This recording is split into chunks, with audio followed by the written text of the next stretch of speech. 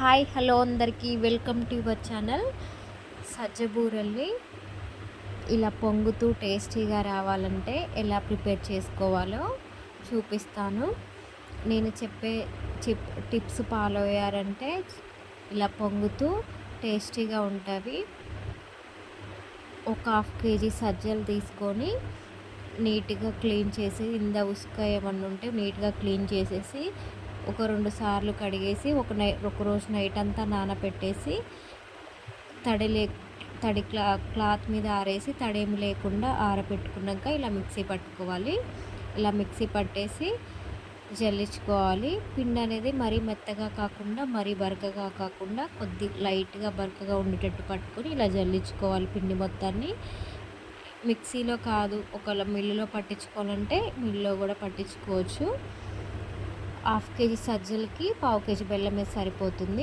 Half cup water పోసేసుకొని బెల్లం అంతా కరిగేంత వరకు కరిగించుకున్నాక పాకం ఏం అవసరం లేదండి, ఇలా బెల్లం కరిగితే సరిపోతుంది. ఈ బెల్లం వాటర్ ఇందులో వడపోసుకుంటూ కొద్దిగా పోసుకుంటూ పిండిని కలుపుకోవాలి. ఇలా మొత్తం కలిసాక బెల్లం వాటర్ సరిపోకపోతే కొద్దిగా గోరువెచ్చని నీళ్ళు పోసేసి కలుపుకోవచ్చు. 1 స్పూన్ ఇలాచీ పౌడర్ వేసేసి ఇలా బాగా మిక్స్ చేసుకోవాలి. ఇలా మిక్స్ చేసుకున్నాక ఒక 10 నిమిషాల తర్వాత ఇలా చిన్న ఉండలుగా తీసుకొని బూరెల్లాగా ప్రెస్ చేసుకోవాలి. కవర్కి ఆయిల్ రాసేసి ఇలా చిన్నగా ఒత్తుకోవాలి. ఇంట్లో ఉండే ఆయిల్ కవర్స్కైనా చేసుకోవచ్చు, లేకపోతే తడి క్లాత్ మీదైనా చేసుకుంటే ఈజీగా వచ్చేస్తాయి.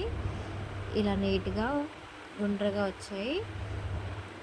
ఆయిల్ వేడాక ఒక్కొక్కటి వేసుకుంటూ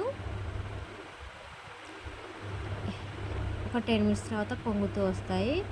ఇలా 2 సైడ్స్ తిప్పుకుంటూ ఫ్రై చేసుకోవాలి. ఇలా ఒక 2-3 వేసుకుంటూ ఫ్రై చేసుకుంటూ ఉండాలి.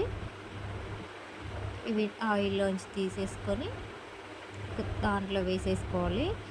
ఇలా పిండి మొత్తాన్ని ఇలా బూరెలు ఒక్కొక్కటి చేసుకుంటూ వేసుకోవాలి. ఈ బూరెలు అనేది చాలా హెల్తీ అండి.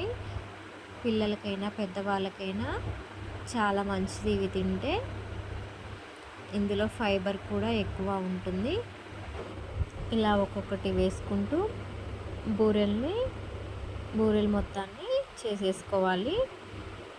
ఇలా కవలకు ఆయిల్ రాసి పిండి ముద్ద పెట్టి ఇలా చేతితో ప్రెస్ చేసామంటే ఈజీగా చేసుకోవచ్చు. ఇలా ఒక 3-4 వేసుకుంటూ ఫ్రై చేసుకోవాలి. అంతేనండి, ఈజీగా ప్రిపేర్ చేసుకోవచ్చు. మా ఛానల్ చూస్తున్న వారు లైక్ చేయండి, షేర్ చేయండి, సబ్స్క్రైబ్ చేయండి. మీకు ఎలా వచ్చిందో కామెంట్ సెక్షన్లో కామెంట్ చేయండి. Thank you for watching.